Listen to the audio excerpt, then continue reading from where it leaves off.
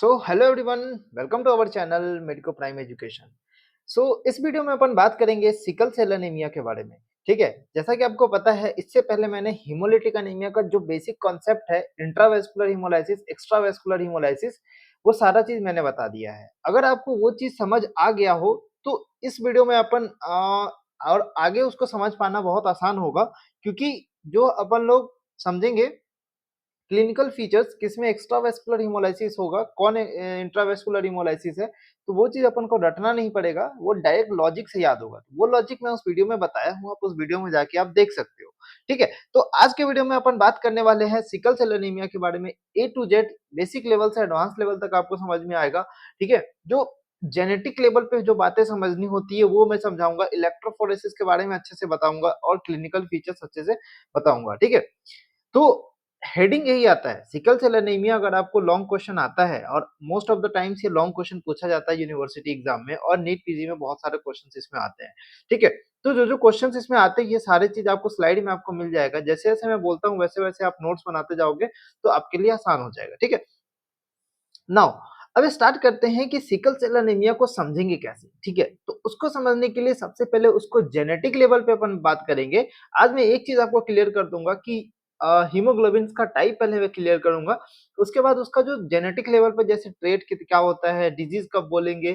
ठीक है, तो वो सब सारी बातें अपन आज डिस्कस करेंगे। ठीक है, तो एक वीडियो में पूरा सिकल सेल एनीमिया आपको डिस्कस करेंगे, पूरा वीडियो देखते रहना लास्ट। ठीक है, तो देखो अब जो सिकल सेल एनीमिया है, तो सबसे पहले अपन को बात नाम ये याद रखना है कि ये एक तरीके का ऑटोसोमल रिसेसिव डिसऑर्डर है। क्या है ये? एक तरीके का ऑटोसोमल रिसेसिव डिसऑर्डर है। ठीक है, अब ये ऑटोसोमल रिसेसिव डिसऑर्डर है, तो क्या ये homozygous state of the haemoglobin RBC, क्या ये होमोजाइगस स्टेट में डिजीज कॉज करेगा? हाँ, ये होमोजाइगस स्टेट में डिजीज कॉज करेगा। ठीक है, अगर एक बात बताओ, एक होमोजाइगस है, ठीक है, मतलब एक डिजीज कॉज कर रहा है, एक नॉर्मल है। ठीक है, तो एक डिजीज और एक नॉर्मल है, तो उस केस को क्या बोलेंगे? Heterozygous case. सिंपल सी बात है।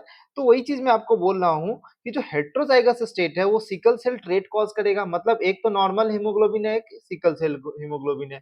ठीक है, होमोजाइगस स्टेट में सिकल सेल एनीमिया हो जाएगा, मतलब दोनों सिकल सेल हीमोग्लोबिन आपको देखने को मिलेगा। ठीक है, ये बात समझ में आ गई। तो इससे अपन को क्या पता चलता है कि एक तरीके का क्वालिटेटिव एबनॉर्मेलिटी है। ठीक है, क्वालिटेटिव मतलब हीमोग्लोबिन के क्वालिटी में डिफेक्ट है। ठीक है, क्वांटिटी नहीं, क्वालिटेटिव डिसऑर्डर है, क्योंकि यहाँ पर में हीमोग्लोबिन के स्ट्रक्चर में डिफेक्ट है। ठीक है ना, बात समझ में आ रही? ठीक है, सब चीज कॉमन है यहाँ पर में कि जब आप देखते होगे कि प्लाज्मोडियम फैल्सीफेरम को, ऐसा पेशेंट है जो कि प्लाज्मोडियम फैल्सीफेरम है, जो इन्फेक्टेड है, वो केस में सिकल सेल एनीमिया यहाँ पर में प्रोटेक्टिव इफेक्ट कॉज करता है। ठीक है, male is equal to female, male और फीमेल में ज्यादा कॉमन होता है, मतलब मेल और फीमेल में इक्वली कॉमन होता है, और अफ्रीकन में, ब्लैक पीपल्स में ज्यादा यहाँ पर में कॉमन देखने को मिलता है सिकल सेल एनीमिया। और मैं आपको बता दिया ये क्वालिटेटिव डिसऑर्डर है। ठीक है, इतनी बात क्लियर है। अब हम लोग थोड़ा सा जान लेते हैं हीमोग्लोबिन का बेसिक टाइप्स के बारे में। जो नॉर्मल एडल्ट हीमोग्लोबिन होता है, ठीक है, नॉर्मल हीमोग्लोबिन क्या क्या होता है हमारे पास? सबसे पहले हीमोग्लोबिन ए होता है, जिसमें अपन क्या बोलते हैं, alpha two beta two chain composition होता है। ठीक है ना, मोस्ट ऑफ द टाइम आपको मिलेगा 95 टू 97% टोटल हीमोग्लोबिन का क्या मिलेगा, 95 टू 97% आपको क्या मिलेगा, हीमोग्लोबिन ए। ठीक है, haemoglobin F alpha two gamma two होगा less than 1%, and haemoglobin A two आपको मिलेगा।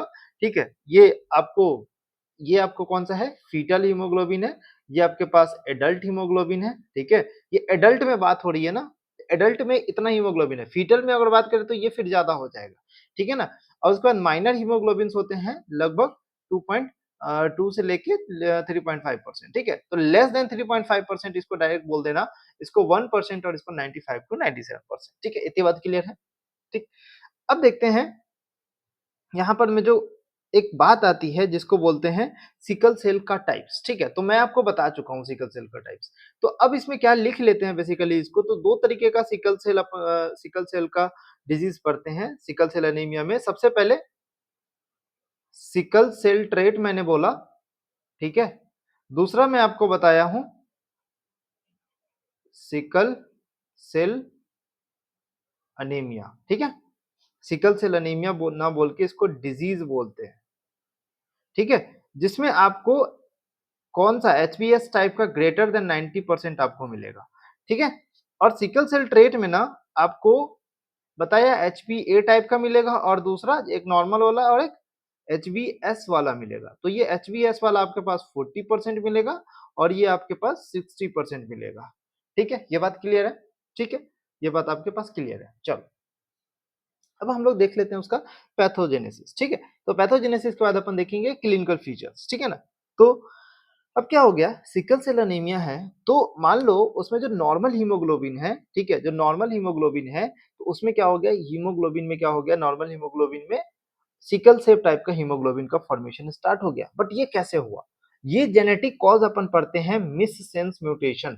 मिससेंस या फिर अपन बोल देते हैं डायरेक्ट पॉइंट म्यूटेशन हो गया, किसमें, बीटा बीटा ग्लोबिन जीन में इसमें पॉइंट म्यूटेशन। अब ये पॉइंट म्यूटेशन हुआ कैसे? जैसे कि ग्लूटामिक एसिड जो होता है वो रिप्लेस्ड होता है वैलिन से, ठीक है, sixth position of beta chain. अब यहाँ पर में six position of the beta chain में क्या हो गया, सिंगल पॉइंट म्यूटेशन हो गया, जिसके कारण क्या हो गया, ग्लूटामिक एसिड जो होता है, ग्लूटामिक एसिड किसको कॉज करता है, GAG, ठीक है ना, ग्लूटामिक एसिड यहाँ पर में किसको कॉज कर, क्या इसका जेनेटिक कोड होता है, GAG, क्या होता है इसका जेनेटिक कोड, GAG होता है, ठीक है ना। तो GAG से आपके पास क्या हो जाएगा, GTG, ठीक है ना, ये कॉज हुआ। तो यहाँ पर में क्या हो गया, A is replaced with T, ठीक है, A is replaced with T, मतलब कैसे याद रख सकते हैं, यहाँ पर में ग्लू आया, वेल, मतलब ग्लू मतलब कैसे याद रख सकते, गॉन, इसको कैसे याद रखेंगे, गॉन, वेल से कैसे याद रखेंगे, वेलकम, ऐसे याद रखो, ठीक है, वेल वेलकम ऐसे तरीके का, ठीक है ना।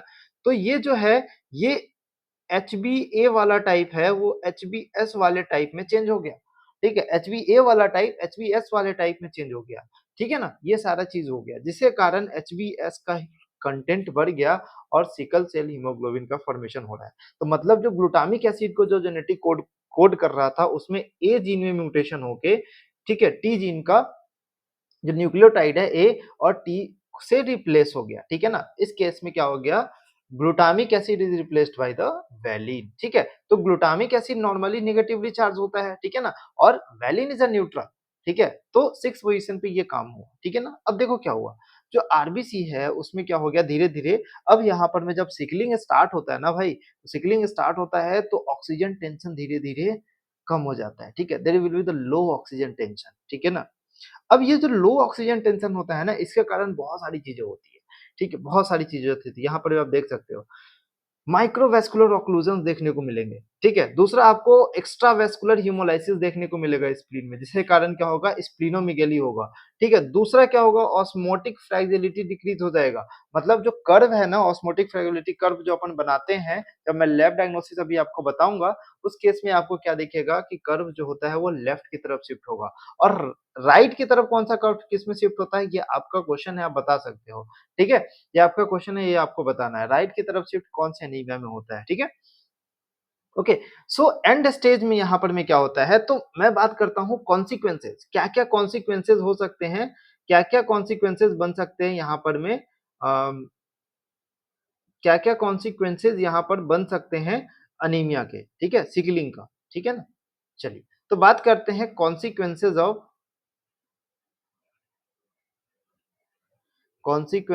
सिकलिंग, ठीक है, कॉन्सिक्वेंसेज ऑफ सिकलिंग, थोड़ा सा पेशेंस लेके समझना है, क्योंकि तुम्हें जो कॉन्सेप्ट मैं बताने वाला हूँ वो कॉन्सेप्ट कभी नहीं भूलोगे आप, ठीक है ना। तो सबसे पहला जो कॉन्सेप्ट है जिसका नाम है vaso occlusion of micro circulation, ठीक है, माइक्रो सर्कुलेशन। तो इसमें क्या होता है भाई साहब कि देखो तीन तरीके का कॉज तुम्हें मैं बताऊंगा, ठीक है ना। सब दूसरा आपके पास तो मैं आपको बताया था हीमोलिटिक अनीमिया तो होगा, ठीक है। तीसरा में क्या बताया, जिसमें इंक्रीज्ड एमसीएचसी होता है। अब ये किस लिए होता है, कैसे होता है, ठीक है ना। अब ये कैसे होता है, ये आपको पता है, एक जनरल सी बातें मैं आपको बता रहा हूँ, ठीक है।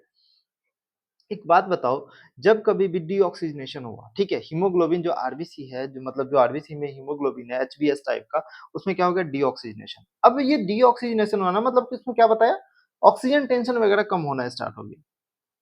तो जिसके कारण क्या हो गया, ये जो डीऑक्सीजनेटेड हीमोग्लोबिन है एचबीएस वाला टाइप, एसबी एस ऐसे लिखो, इसको पहले क्या हो गया, डीऑक्सीजनेशन हुआ, डीऑक्सीजनेशन ऑफ HBS, ठीक है, deoxygenation of HBS containing RBC leading to the polymerisation. अब क्या हो गया, पॉलीमराइजेशन ऑफ डीऑक्सीजनेटेड हीमोग्लोबिन, ठीक है, पॉलीमराइजेशन होना स्टार्ट हो गया, ठीक है ना, पॉलीमराइजेशन होना स्टार्ट हो गया। अब जिसके कारण पॉलीमराइजेशन हो गया तो जिसके कारण लॉन्ग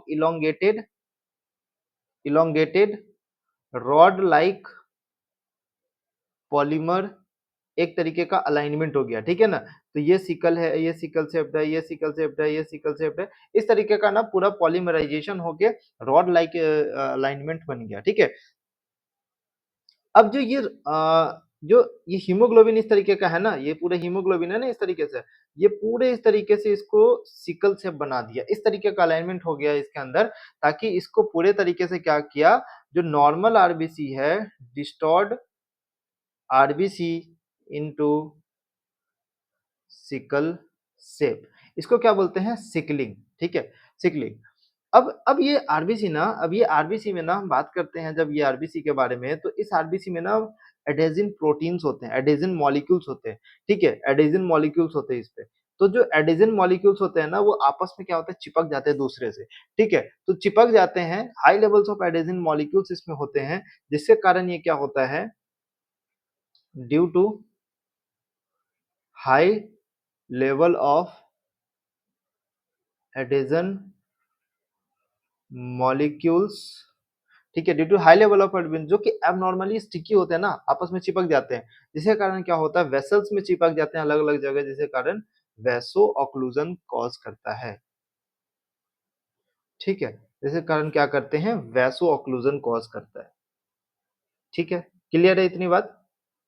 अब हीमोलिटिक अनीमिया कैसे कॉज करता है, आपको पता है कि हीमोलिटिक अनीमिया अगर कॉज कर रहा है तो कौन से तरीके का हीमोलाइसिस होगा, यहाँ पर एक्स्ट्रावेस्कुलर हीमोलाइसिस होगा, ठीक है, एक्स्ट्रावेस्कुलर हीमोलाइसिस होगा, ठीक है, एक्स्ट्रावेस्कुलर हीमोलाइसिस हो गया। अब मान लो ये सिकलिंग और ज्यादा बढ़ गया, ठीक है, रिपीटेड सिकलिंग हो रहा है, तो अब रिपीटेड सिकलिंग हो रहा है तो इसके कारण डीऑक्सीजनेशन भी हो रहा है, सिकलिंग भी हो रहा है, जिसके कारण मेम्ब्रेन में डैमेज, यहाँ पर में आरबीसी के मेम्ब्रेन में डैमेज होना स्टार्ट हो जाता है, डैमेज होना मतलब डैमेज होना स्टार्ट हो जाता है। तो अब ये कहाँ पे डैमेज होगा, अगर ये डैमेज स्प्लीन में देखने को मिलेगा तो मतलब बाहर में देखने को मिलेगा, आउट ऑफ द वेसल्स देखने को मिलेगा, तो मतलब हम लोग क्या बोलते हैं, एक्स्ट्रा वेस्कुलर हीमोलाइसिस, बेसिकली ये स्प्लीन में देखने को मिलेगा।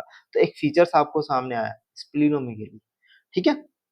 चलिए, अब एमसीएचसी इंक्रीज क्यों होता है, एमसीएचसी इंक्रीज, अब देखो मेम्ब्रेन तो डैमेज हुआ, ठीक है, मेम्ब्रेन डैमेज होने के कारण क्या हो गया, अंदर में भाई वाटर भी है, तो वाटर बाहर आ गया, ठीक है, वाटर बाहर आ गया, जिसके कारण क्या हो गया, इंट्रासेलुलर डिहाइड्रेशन हो गया, ठीक है। अब भाई एमसीएचसी क्या है, मीन कॉर्पस्कुलर हीमोग्लोबिन कंसंट्रेशन, ठीक है, तो हीमोग्लोबिन का कंसंट्रेशन है ये, ठीक है ना, तो कंसंट्रेशन कब बढ़ जाएगा हीमोग्लोबिन का, जब यहाँ पर में कोई एक सॉल्यूशन है, एक बात समझो कि जो कोई भी एक सॉल्यूशन है, इसमें बहुत सारा वाटर है, अब ये वाटर बाहर निकल रहा है और अंदर में ना कुछ मटेरियल है, तो उस मटेरियल का कंसंट्रेशन बढ़ जाएगा ना, क्योंकि यहाँ पर वाटर में था वो कम हो गया, तो पूरे इसका वैल्यू क्या हो जाएगा, कंसंट्रेशन का बढ़ जाएगा। इसी तरीके से यहाँ पर में हीमोग्लोबिन सोच लो, ये हीमोग्लोबिन का कंसंट्रेशन बढ़ गया, मीन कंसंट्रेशन बढ़ गया यहाँ पर, ठीक है, तो ऐसे सोचो इसको, ठीक है ना, कुछ इस तरीके से अपन सोच सकते थे, इंट्रासेलुलर डिहाइड्रेशन होने के कारण यहाँ पर में इंक्रीज एमसीएचसी हो गया, ठीक है। तो इतनी कॉन्सेप्ट आपको समझनी पड़ेगी अगर हम लोग कॉन्सिक्वेंसेज ऑफ सिकलिंग का बात करते हैं तो, ठीक है, जैसे जैसे मैं बोल रहा हूँ वैसे वैसे आप लिख लोगे तो it's very good for you, okay. So next अपन देखते हैं क्लिनिकल फीचर्स, ठीक है। अब एक और चीज क्वेश्चन में पूछते हैं, बेसिकली आपको नीट पीजी में ये क्वेश्चन ज्यादा आता है कि कौन कौन सा फैक्टर है जो सिकलिंग को अफेक्ट करेगा, ठीक है, मतलब कौन कौन सा फैक्टर है जो सिकलिंग को बढ़ाएगा और कौन सा फैक्टर है जो सिकलिंग को कम करेगा, ठीक है। तो सिंपल सी बात है, सिकलिंग का फैक्टर कौन कौन सा बढ़ा रहा था, अभी हाइपोक्सिया देख रहे थे, ऑक्सीजन टेंशन कम हो रहा था, ठीक है ना, ऑक्सीजन टेंशन बढ़ रहा था, मतलब ऑक्सीजन कम हो रहा था, हाइपोक्सिया, डिहाइड्रेशन हुआ था तो सिकलिंग बढ़ा, एसिडोसिस पीएच कम होगा तो भी, पीएच कम होगा तो एसिडोसिस क्यों होगा, मतलब एसिडोसिस होगा तो oxygen affinity to the haemoglobin क्या हो जाएगा, कम हो जाएगा, ठीक है। आपका अगर कॉन्सेप्ट थोड़ा क्लियर है, तो उस केस में आप सोच सकते हो कि ऑक्सीजन एफिनिटी कम हो जाएगा, उसे बाइंड करने का जो एफिनिटी है हीमोग्लोबिन से ऑक्सीजन का वो कम हो जाएगा, ठीक है? जिसके कारण आपको डीऑक्सीजनेटेड एचबीएस आपको बढ़ जाएगा, जिसके कारण सिकलिंग भी बढ़ जाएगा। सिकलिंग कौन से केस में बढ़ेगा? एमसीएचसी भी बढ़ जाता है उस केस में, अभी बताया सिकलिंग बढ़ जाएगा। तो ये सब सारी रटने की चीज़ें नहीं है, अभी मैं जो आपको कॉन्सेप्ट बताया उसी के केस में। सिकलिंग कौन से केस में कम होगा? हीमोग्लोबिन, फीटल हीमोग्लोबिन अगर ज़्यादा होता है, इसीलिए जो फीटस होते हैं उसमें सिकल सेल एनीमिया बहुत रेयर देखने को मिलता है, ठीक है ना? तो सिकल सेल एनीमिया ना यहाँ पर मैं आपको न्यूबॉर्न्स में मैनिफेस्टेशन नहीं देखने, अप टू द 6 मंथ तक ऑफ एज जब वो रहता है न्यूबॉर्न में, तब तक सिकलिंग नहीं देखने को मिलेगा आपको, कभी भी नहीं, ठीक है? क्योंकि यहाँ पर में फीटल हीमोग्लोबिन का इन्हिबिटरी इफेक्ट होता है। ये क्वेश्चन रीजनिंग में बहुत बार पूछते हैं, ये चीज़ आप याद रखना, ठीक है ना? क्लियर है? चलो, नेक्स्ट हम लोग देखते हैं, अब एक अप्लाइड एस्पेक्ट है, यही चीज़ अब मैं आपको बताया हूँ। अगर मान लो एचबीएफ कम हो गया, ठीक है? तो सिकलिंग कम हुआ था। Patient remain asymptomatic till the 6 month of age, ठीक है? ट्रीटमेंट क्या देंगे? हाइड्रोक्सी यूरिया, अगर एचबीएफ बढ़ जाता है तो, ठीक? ये क्या करता है? हाइड्रोक्सी यूरिया एचबीएफ को बढ़ा देता है ना? बात क्लियर है यहाँ तक? चलिए, अब हम लोग क्लिनिकल मैनिफेस्टेशन में देखते हैं। क्लिनिकल मैनिफेस्टेशन में सबसे पहले अपन को क्या पढ़ना है? अनीमिया, ठीक है? अनीमिया तो होता ही होता है। अब अनीमिया में क्या होता है? क्या होता है अनीमिया में? ठीक है, अब समझो कि अनीमिया में ना आपको सिकल सेल अनीमिया देखने को मिल रहा है, ठीक है? सिकल सेल अनीमिया देखने को मिल रहा है, मतलब आपके पास क्या हो गया? एबनॉर्मली स्टिकी, एबनॉर्मली जो सिकल सेल जो है एबनॉर्मली स्टिक कर लेते हैं और माइक्रो ऑक्लूजन करते हैं, ठीक है? क्या कॉज करता है? माइक्रो वैस्कुलर, माइक्रो वैस्कुलर ऑक्लूजन्स देखने को मिलता है, ठीक है? अब यहाँ पर में क्या है, एक चीज और हम लोग बात कर सकते हैं ना कि ये एक्स्ट्रावेस्कुलर हीमोलाइसिस है। क्या एक्स्ट्रावेस्कुलर हीमोलाइसिस में क्या क्या हुआ था हमारे पास? जॉन्डिस भी दिखा था क्या? ठीक है, जॉन्डिस भी दिखेगा, रेटिकुलोसाइटोसिस भी दिखेगा, ठीक है ना? अब क्यों ऐसा हो रहा है? ठीक है, अब ये चीज यहाँ पर मैं माइक्रोवेस्कुलर ओक्लूजन में ये मैं बता रहा था, ठीक है ना? तो ये माइक्रोवेस्कुलर ओक्लूजन हुआ। अब अलग अलग जगह पे अपन देखते हैं, सबसे पहले अपन देख लेते हैं बोन में कैसा होता है, ठीक है? बोन में कैसा होगा? सबसे पहले आपको हैंड फुट सिंड्रोम दिखेगा। बोन में क्या दिखेगा आपके पास? हैंड फुट सिंड्रोम देखने को मिलेगा। हैंड फुट सिंड्रोम में क्या होता है? यहाँ पर में बोन्स जो होते हैं, जो भी हैंड और फीट के जो बोन्स होते हैं, वो आपके पास एबनॉर्मली उसमें इन्फ्लेमेशन हो जाता है, ठीक है? इन्फ्लेमेशन बेसिकली जो फिंगर्स होता है, उसको बोलेंगे डैक्टिलाइटिस, ठीक है? फिंगर्स में इन्फ्लेमेशन हो देखने को मिलता है, उसको बोलेंगे डैक्टिलाइटिस, ठीक है? तो हैंड और फीट के जो फिंगर्स होते हैं, उसके बोन्स में आपको इन्फ्लेमेशन देखने को मिलेगा, उसको बोलेंगे हैंड फुट सिंड्रोम, ठीक है?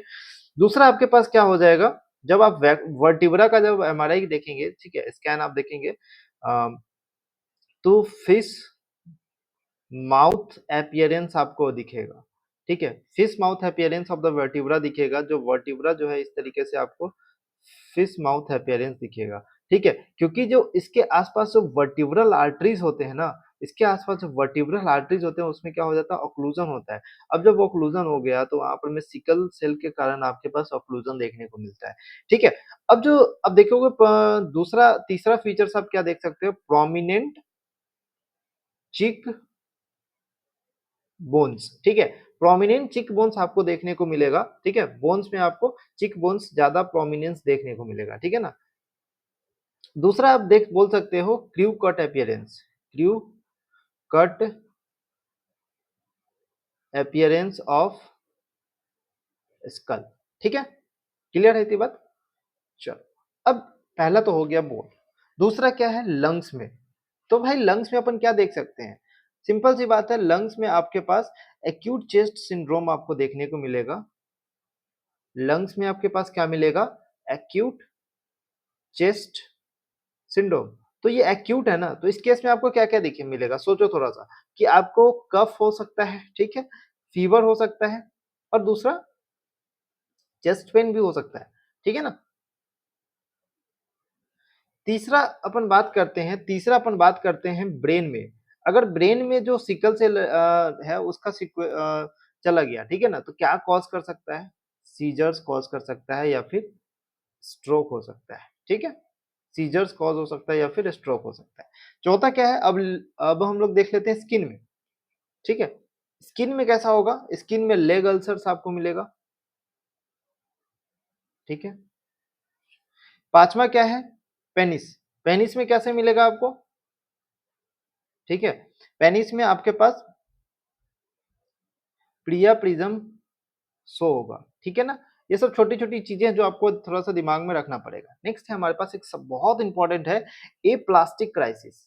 ए प्लास्टिक क्राइसिस। ए प्लास्टिक क्राइसिस में क्या होता है हमारे पास, जो ऑक्लूजन होता है, ठीक है।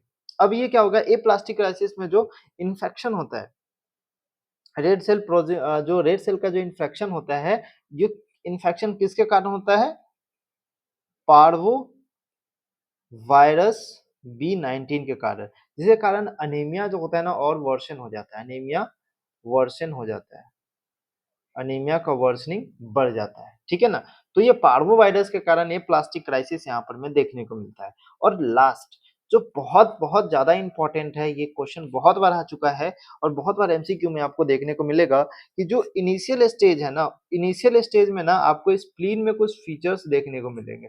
अब ये स्प्लीन में कुछ फीचर्स देखने को मिलेंगे, इनिशियल स्टेज में आपके पास क्या दिखेगा, स्प्लीनोमेगेली तो दिखेगा, ठीक है, स्प्लीनो मिगेली तो दिखेगा, लेकिन उसके बावजूद भी आपको एक क्या दिखेगा, क्योंकि वहां पर में क्या हो गया, कंजेशन हो गया साइनोसाइड्स में, जो स्प्लीन का जो साइनोसाइड्स है वो आरबीसी का कंजेशन हो गया, ठीक है। अगर मान लो और प्रोलॉन्ग्ड हाइपोक्सिया है, ठीक है, ऑक्सीजन टेंशन और कम हो गया, ठीक है ना, इन्फाक्शन हो गया, जिसके कारण क्या हो गया, ऑटो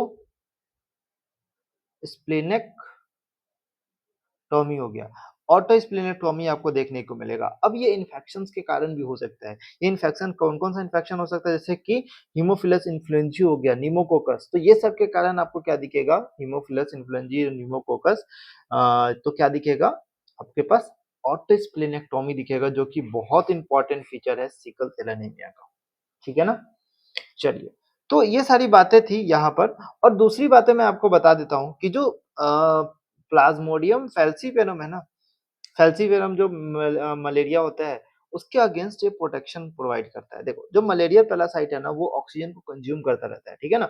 तो ऑक्सीजन को कंज्यूम करता है, जिसके कारण ऑक्सीजन को जब कंज्यूम करता है, जिसके कारण क्या हो रहा है, वहां पर में जो पीएच है उसका डिक्रीज हो गया, जिसके कारण सिकलिंग को और प्रमोट कर रहा है, ठीक है ना। और सिकलिंग को और प्रमोट कर रहा है, जिसके कारण क्या हो गया, जो आरबीसी है वो रैपिडली स्प्लीन के थ्रू क्लियर होना स्टार्ट हो जाएगा। अब जो जितने भी आरबीसी है, जो सिकलिंग आरबीसी है, वो और ज्यादा उसका क्लियरिंग स्टार्ट हो जाएगा, तो पैरासाइट लो को ये क्या करता है, कम कर देगा, ठीक है ना। समझ में आ रही बात। चलिए, तो अब हम लोग देख लेते हैं नेक्स्ट बात, कि जब हम लोग पेरिफेरल स्मीयर देखेंगे ना, पेरिफेरल स्मीयर में आपके पास क्या क्या दिखेगा, पेरिफेरल स्मीयर में आपके पास क्या कौन कौन से सेल दिखेंगे, वो चीज अपन देख लेते हैं, ठीक है। तो सबसे पहले अगर हम लोग पेरिफेरल ब्लड के बारे में बात कर लेते हैं, ठीक है। पेरिफेरल स्मीयर से पहले अपना पेरिफेरल ब्लड के बारे में बात कर लेते हैं कि पेरिफेरल ब्लड में क्या क्या दिखेगा,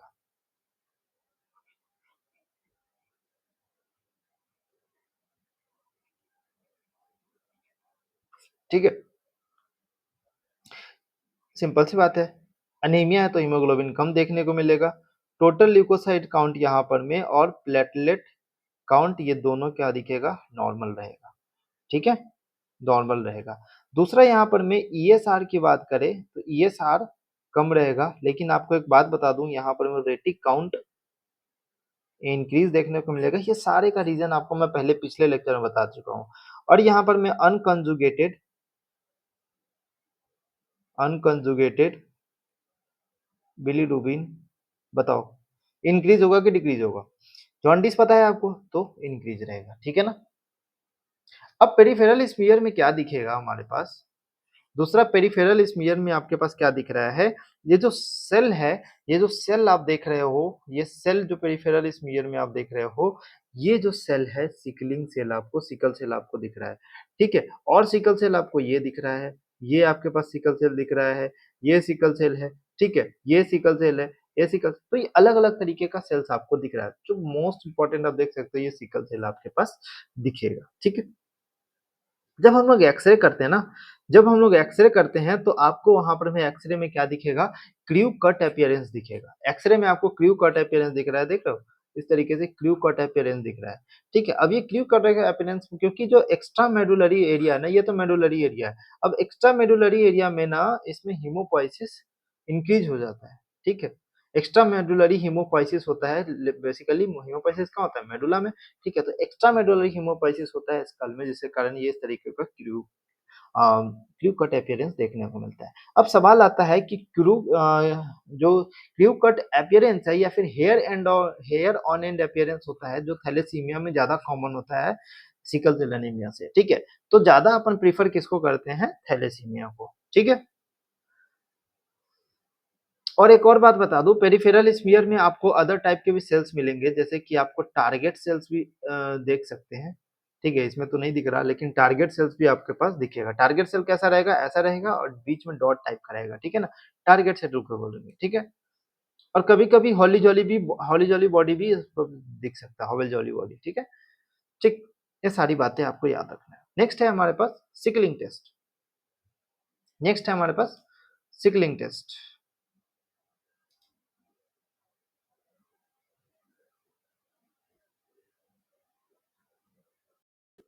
तो नेक्स्ट हम लोग बात करते हैं सिकलिंग टेस्ट के बारे में। तो सिकलिंग टेस्ट कैसे करते हैं वो मैं आपको प्रोसीजर बता रहा हूँ, ठीक है ना? प्रोसीजर बस याद रखना, बस उसमें एक चीज़ याद रखना जिसमें केस स्टडी में करके वो चीज़ आया हुआ है, इसीलिए मैं बता रहा हूँ, ठीक है? तो यहाँ पर मैं बात कर रहे हैं ब्लड सैंपल ले रहे हैं अपन, ठीक है? अब वो ब्लड सैंपल को ना क्या करते हैं उसमें मिक्स करते हैं, ठीक है? मिक्स विथ किससे मिक्स करते हैं? सोडियम मेटाबाई सल्फाइड के साथ मिक्स करते हैं। ये एक तरीके का रिड्यूसिंग एजेंट है, ठीक है? 20 मिनट के बाद 20 मिनट के बाद हम उसको क्या देखते हैं? माइक्रोस्कोप में देखते हैं, ठीक है? पेशेंट का ब्लड लेते हैं 1 ड्रॉप और उसको माइक्रोस्कोप में देखते हैं, ठीक है? तो वहाँ पर में अगर नॉर्मल आरबीसी दिखेगा नॉर्मल आरबीसी दिखेगा तो नेगेटिव आप मानो, ठीक है? नेगेटिव टेस्ट आएगा, ठीक है? अगर उसमें आपको पॉजिटिव अगर आपको सिकल सेल दिख गया तो यहाँ पर में टेस्ट पॉजिटिव है, ठीक है? इतनी बात क्लियर है? ठीक है, लेकिन इसका एक डिसएडवांटेज है कि इसका रिलायबिलिटी बहुत लो होता है, जिसके कारण इसको हम लोग बहुत कम यूज़ करते हैं, ठीक है ना? क्वेश्चन ये पूछा था यहाँ पर मैं सोडियम मेटाबाइसल्फेट पे क्वेश्चन यहाँ पर पूछा था कि एक तरीके का रिड्यूसिंग एजेंट है और ये रिड्यूसिंग एजेंट क्या करता है? ऑक्सीजन को कंज्यूम करेगा, ठीक है? तो ये क्या करता है? ऑक्सीजन को क्या करेगा? कंज्यूम करता है, ठीक है ना? इतनी बात क्लियर है? डिसएडवांटेज इसका लोअर रिलायबिलिटी, ठीक है? अब नेक्स्ट हमारे पास एक इम्पोर्टेंट चीज़ आ रहा है जिसका नाम है इलेक्ट्रोफोरेसिस। अब ये इलेक्ट्रोफोरेसिस को आप अच्छे से समझना क्योंकि मैं जब थैलेसीमिया बताऊँगा तो ये चीज़ वहाँ पर में फिर आएगा। उसको अभी चीज़ समझ लो। अपन याद करेंगे हेप्सा। क्या याद करेंगे? हेप्सा। सबसे पहले जब हम लोग हीमोग्लोबिन इलेक्ट्रोफोरेसिस करते हैं, हीमोग्लोबिन इलेक्ट्रोफोरेसिस में क्या करते हैं? हीमोग्लोबिन को हम सेपरेट करते हैं on the basis of their solubility, ठीक है? On the basis of their solubility और इलेक्ट्रिक चार्ज के बेसिस पे, ठीक है? तो अपन क्या करते हैं सबसे पहले ये सेलुलोज एसीटेट यहाँ पर में मीडियम लेते हैं, उसपे अपन कैथोड नेगेटिव की तरफ और एनोड पॉजिटिव की तरफ, ठीक है? तो नेगेटिव की तरफ अपन ब्लड डालते हैं, ये ओरिजिन है। ओरिजिन से दूर चलो, ठीक है?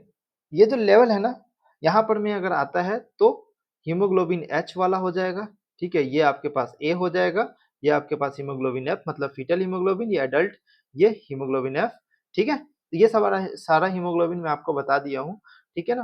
ये सारा हीमोग्लोबिन आपको पता है। ये HbS वाला हो जाएगा, ये HbA2 या फिर CEO ऐसे याद रख लेना, ठीक है? CEO HbA2 CEO तो कैसे याद रख सकते हैं? हेप्सा हेप्सा HAFSA हेप्सा, ठीक है? हेप्सा याद रखो NO2 कैथोड, ठीक है? अब देखो यहाँ पर में जब अपन नॉर्मल एडल्ट में अपन देखते हैं ना तो A वाला आपके पास आ रहा है, A वाला के पास आपके पास बैंड आ रहा है, समझ में आई बात? न्यूबॉर्न में अपन देखेंगे ना, न्यूबॉर्न में तो फीटल वाला तो आएगा ही ना, फीटल वाला यहाँ पर में आएगा। क्या तुम्हें क्वांटिटेटिव वाइज आ रहा है? क्वांटिटेटिव एनालिसिस हो रहा है क्या? इसमें नहीं हो रहा है। बस तुमको पता चल रहा है कि HbF प्रेजेंट है, ठीक है? अब क्वांटिटेटिव बस क्वालिटेटिव वाइज़ तुम्हें पता चल रहा है, लेकिन क्वांटिटेटिव वाइज़ आपको नहीं पता चल रहा है, तो कैसे उसको देखेंगे अभी देखेंगे उसको नेक्स्ट में, ठीक है ना? बट अभी समझो कि नॉर्मल हीमोग्लोबिन नॉर्मल यहाँ पर हमें नॉर्मल न्यूबॉर्न में ये देखने को मिल रहा है, ठीक है? सिकल सेल डिजीज़ में क्या है? सिकल सेल डिजीज़ में आपको एक एस वाला दिख रहा है, नॉर्मली बेसिकली एक एस वाला दिखेगा, ठीक है ना? एस बैंड आपके पास दिखेगा, सिकल सेल डिजीज़ में, ठीक है? सिकल सेल डिजीज़ में, ठीक है? इतना चीज़ आप फॉरगेट कर दो, ठीक है ना? इतना चीज़ आपको नहीं ध्यान में रखना है, बस इतना याद रखो सिकल सेल ट्रेट में आपके पास कैसा दिखेगा, 2 बैंड दिखेगा और सिकल सेल डिजीज़ में 1 बैंड दिखेगा, ठीक है ना?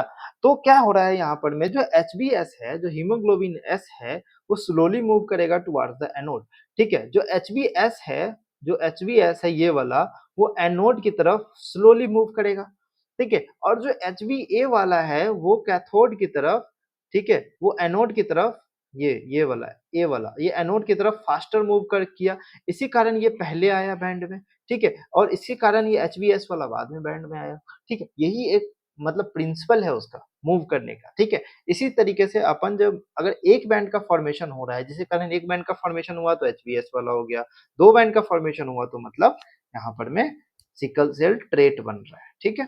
और सिकल सेल ट्रेट कब बनता है? एचबीए और एचबीएस में, ठीक है?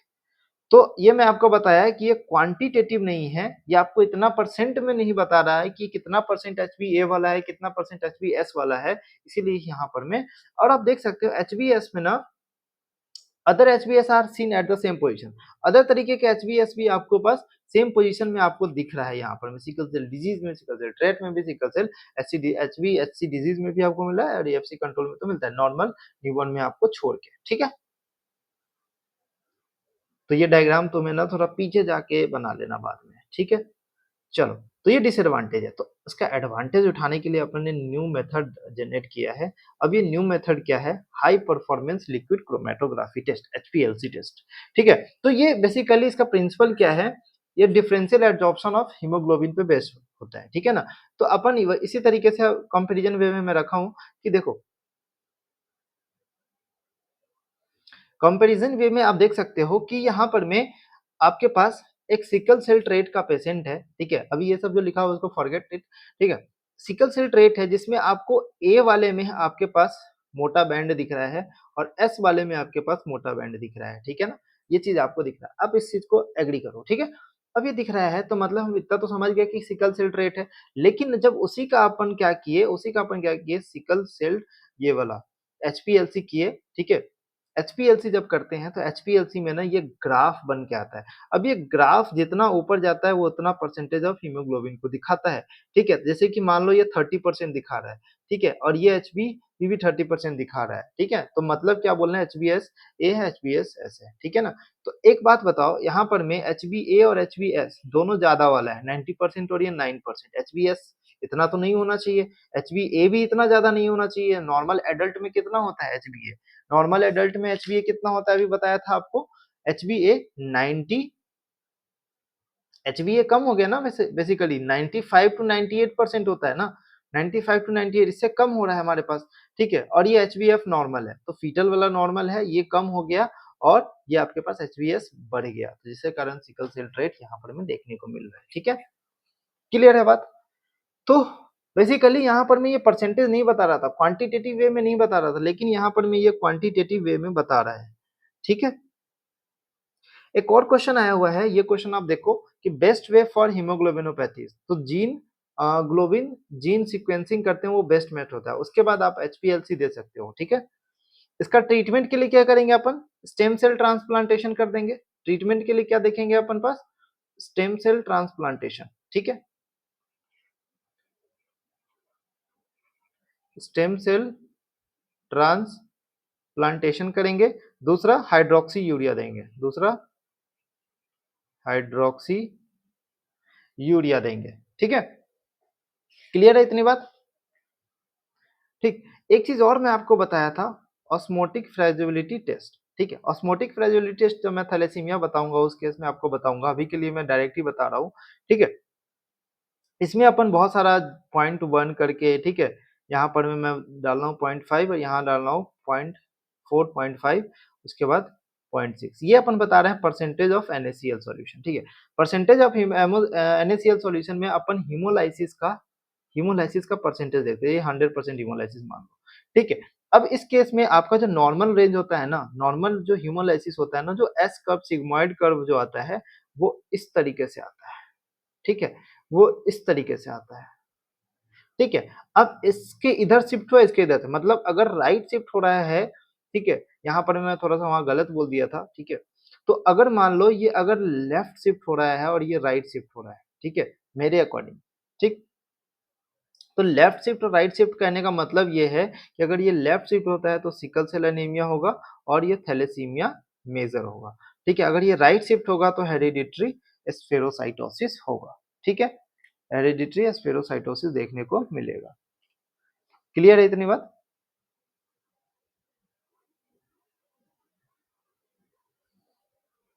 ठीक है, आई होप इसमें आपको कोई दिक्कत नहीं होगा।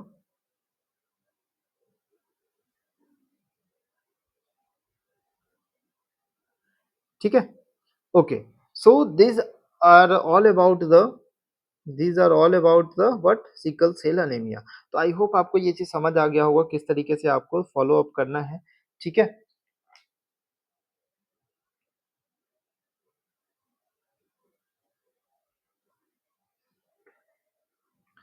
ओके, सो आई होप आपको ये सारा चीज समझ आ गया होगा। सिकल सेल एनीमिया आप देख सकते हैं, पूरा एक स्लाइड में आप देख सकते हो एक साथ, ठीक है। ये इस तरीके से आप अगर चाहते हो ये नोट्स आपको मिले, ठीक है, इसको अच्छे तरीके से मैं लिखा हूँ टेलीग्राम चैनल पे, आप देख सकते हो, यहाँ पे जाके सारा चीज अपलोड है। तो आपको क्या करना है अभी सिकल सेल एनीमिया के बारे में, बेसिकली आपको मैं नेक्स्ट वीडियो में 2-3 एनीमिया अगर पढ़ लेते हैं, उसके बाद अपन क्लिनिकल वे में क्वेश्चन भी करेंगे वीडियो के एंड में, ठीक है। तो आई होप आपको ये चीज समझ में आ गया होगा, एंड वीडियो को लाइक कर देना, चैनल को प्लीज सब्सक्राइब कर देना, एंड ज्यादा से ज्यादा शेयर करना, ठीक है। This will be helpful for me and very motivating for me, ठीक है। सो मिलते हैं हम लोग नेक्स्ट वीडियो में। Thank you so much.